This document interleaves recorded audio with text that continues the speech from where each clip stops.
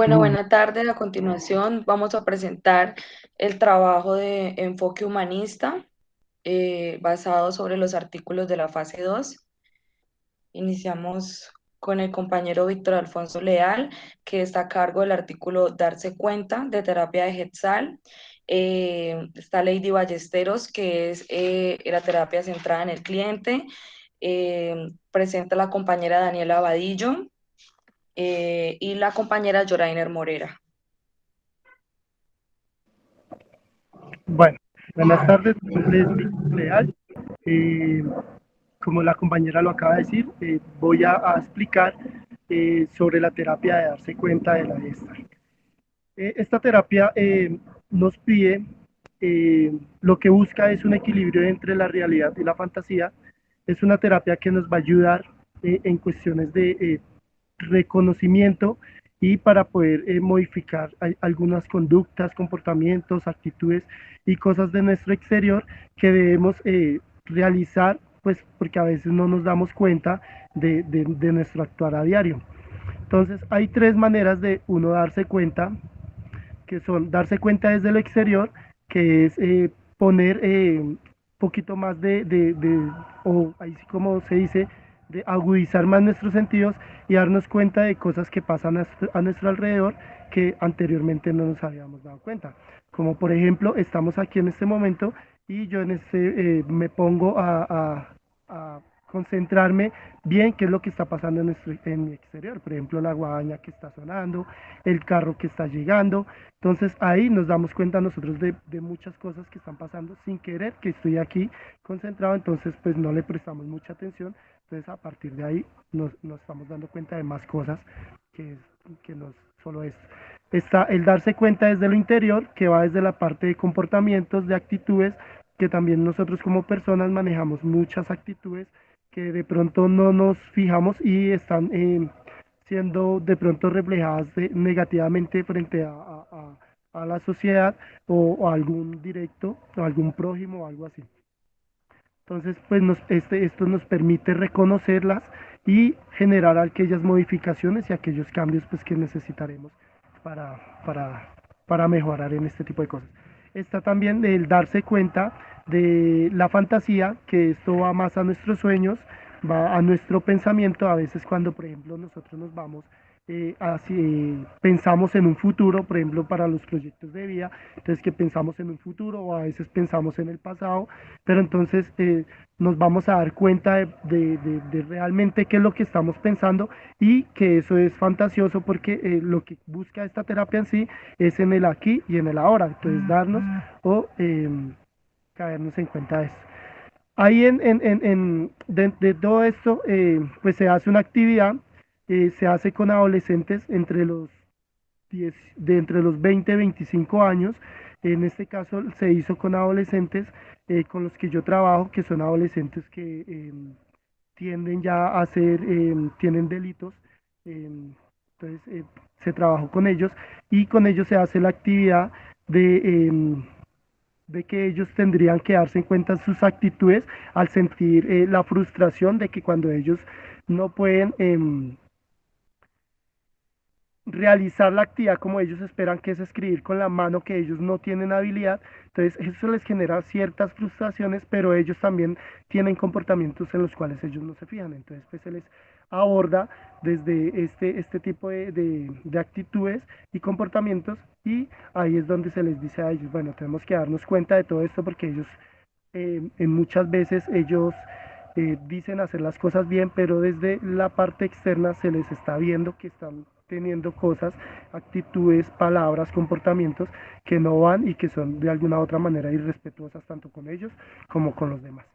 Entonces, pues esto es lo que más realmente nos quiere decir la terapia de darse cuenta desde la gesta. Doy paso pues a mi compañera que les abordará el otro tema.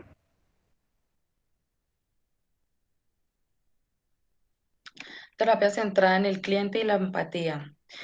Roger plantea que es el propio paciente quien dentro de un contexto de interinfluencia con el terapeuta conoce mejor sus problemas, lo que le lastima y lo que le ayudará a solucionar sus conflictos. La empatía es la capacidad del terapeuta de entrar en el mundo del cliente y de comprender con exactitud sus vivencias. Es como si el terapeuta fuese la otra persona, se pone en el lugar de la otra persona. Esto le facilita para que haya una concientización y favorece el acompañamiento terapéutico. Bueno, el estudio de este caso es un cliente con problemas paterno-filiales tratados con terapia centrada en el cliente y terapia centrada en la emoción.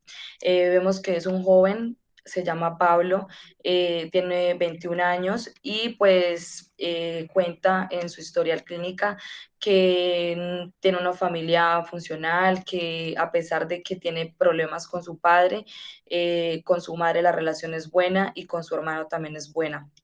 El objetivo es analizar las problemáticas psicosociales del joven participante y crear herramientas en conjunto para mitigarlas, de igual manera alcanzar los objetivos que se plantea el joven de manera personal y que logre identificar las emociones que siente y cómo manejarlas en lugar de evitarlas. Bueno, el primer test que se utilizó en esta terapia es el test de los síntomas de Rogatis, que se aplica antes de empezar la terapia y al finalizar el tratamiento. Es con el propósito de medir síntomas y de detectar psicopatologías. El propósito de la prueba es medir la intensidad de los síntomas y en 9 subescalas distintas. Encontramos la somatización, las obsesiones y compulsiones, sensibilidad interpersonal, depresión, ansiedad, hostilidad, ansiedad fóbica, ideación paranoide y psicoticismo. Se usó un cuestionario también con el propósito de examinar la alianza que existe en la terapia para realizar un estudio, el Working Alliance Inventory. Son pruebas. Se realizó la herramienta también más importante que se utilizó para evaluar el estado psicológico y la existencia de una psicopatología del cliente fue el uso del Diagnostic and Statistical Manual of Mental Disorders. Se trabajó en diferentes etapas, se desarrolla en un inicio de proceso terapéutico de forma voluntaria, se lleva a cabo la aplicación de las pruebas anterior y los test anteriormente mencionados y se realizan las siguientes 13 sesiones terapéuticas con diversas etapas, que se dividen en primera, segunda y tercera etapa y tercera y cuarta etapa. En la primera etapa encontramos el desarrollo de la relación terapéutica que se maneja de sesiones, la primera, la segunda y la tercera sesión. En la segunda etapa se trabaja sobre su relación interpersonal actual, que es una sesión que es la cuarta. En la tercera etapa, la relación con su padre, que vienen a ser 3 sesiones, 5, 6 y 7. Y en la cuarta etapa es establecer los cambios, sesiones 8, 9 y 10. En la tercera etapa, cierre y fin de terapias, sesiones 11, 12 y 13. Los resultados, bueno, los resultados en este cliente recibió tratamiento basado en la terapia centrada del cliente, priorizando la empatía entre el terapeuta y el cliente, con el fin de comprender las situaciones, problemas, lo que le pasaba, aprendió a no reprimirlo o a evitar las emociones, sino más bien afrontarlas e integrarlas a su self de la mejor manera. Logró manejar aquellos asuntos que tenía pendientes, asuntos que en su momento no los pudo afrontar y por lo que guardaba dentro de sí sentimientos y opiniones que distorsionaban su percepción de sí mismo. Con esto también logró llegar al perdón que necesitaba obtener para empezar a crear en sí mismo, empezar a creer en sí mismo, lo que le llevó a que se dieran cambios en su self y que le ayudara a cambiar su vida. Como resultado, vemos que Pablo logra mejorar y alcanzar los objetivos que se ha planteado y logra identificar las emociones que siente y cómo manejarlas en vez de evitarlas.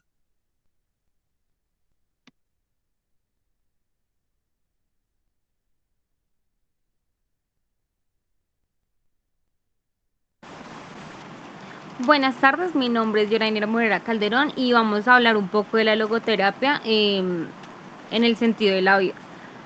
Como, como principal vamos a hablar qué es la logoterapia y vamos a hablar qué es la terapia que ayuda al ser humano a retomar, a reencontrar el sentido de la vida, el amor por la misma y por su existencia y permite descubrir la capacidad que tienen los humanos para superar las condiciones más difíciles si se tiene un para qué o un por qué. En este caso, sentimientos, emociones que nos mueven, puede ser nuestra familia, nuestros hijos, las metas, los sueños que tenemos a largo plazo.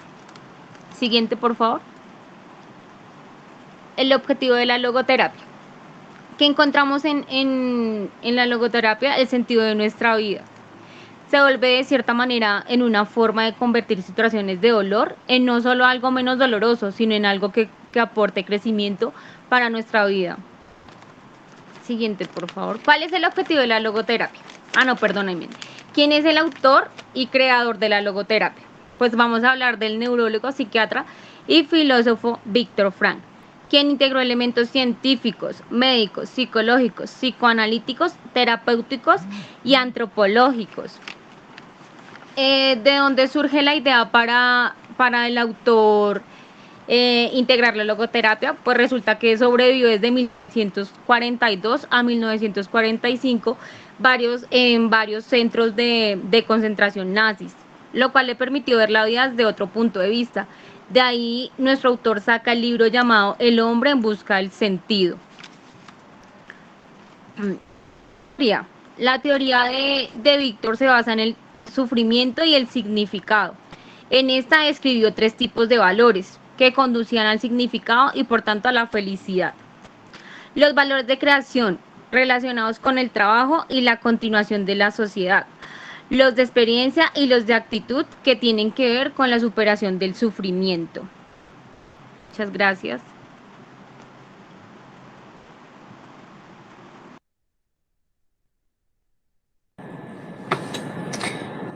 Buenas tardes, mi nombre es Daniela Vadillo y yo voy a hablarles del yo real y el yo ideal. Objetivo. El trabajo se centra en la relación existente entre la distancia que separa el yo real y el yo ideal de los sujetos y sus niveles de ansiedad y depresión. Se investiga a su vez la relación de tanto la ansiedad y la depresión como la distancia del yo real y el yo ideal. Tienen con otros aspectos relevantes de la personalidad como son la autoestima, la extravisión, la orientación a la actividad de los sujetos. Materiales. Los instrumentos de evaluación que hemos utilizado han sido los siguientes. Como instrumento de medida de la autoestima se han utilizado 2 cuestionarios. El interventario de autoestima es EDS, Copersin en su forma adulta, inventario que tiene las siguientes escalas: escala general, escala social, escala familiar, escala personal y escala total. El cuestionario de autoconcepto de Misur, que mide los siguientes factores: factor académico, factor social, factor emocional y factor familiar. Como instrumento de medida de la extravisión del neurosismo, hemos utilizado el cuestionario de personalidad EPI-DHJ, cuestionario que evalúa las dimensiones de la neurotísico. Población. Ante hechos como la ruptura de un matrimonio o la pérdida de un empleo, algunas personas sufren depresión, mientras otras desarrollan ansiedad. Ese es el acontecimiento que intenta explicar la teoría de la autodiscrepancia formulada por Tori. Desarrollo. El trabajo se centra en las relaciones existentes entre la distancia que separa el yo real y el yo ideal de los sujetos y sus niveles de ansiedad y depresión. Se investiga a su vez la relación que tanto la ansiedad y la depresión como la distancia del yo real y el yo ideal tienen con otros aspectos relevantes a la personalidad como lo son la autoestima, la extracción, orientación y las actividades de los sujetos.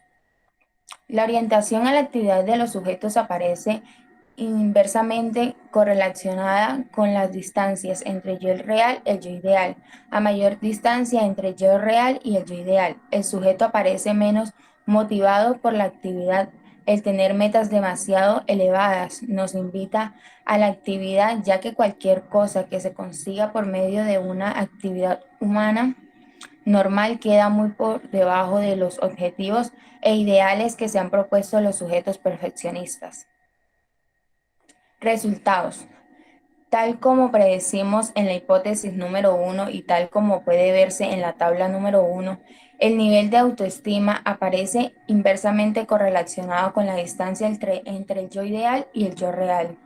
En las 2 escalas, los autoestimas que hemos aplicado, los índices de correlación a nivel de significatividad son de 398 en el cuestionario AFA de Misuti y de 490 en el intervalario de autoestima de Cooper. Con respecto a la hipótesis que la diferencia entre el yo real y el yo ideal correlacionaba positivamente con los síntomas depresivos, podemos ver en la tabla número 1 que efectivamente la diferencia entre el yo real y el yo ideal medida es la técnica que correlaciona positivamente con los síntomas de depresión medidos por el interventario de pensamientos de Carle 479. Muchas gracias.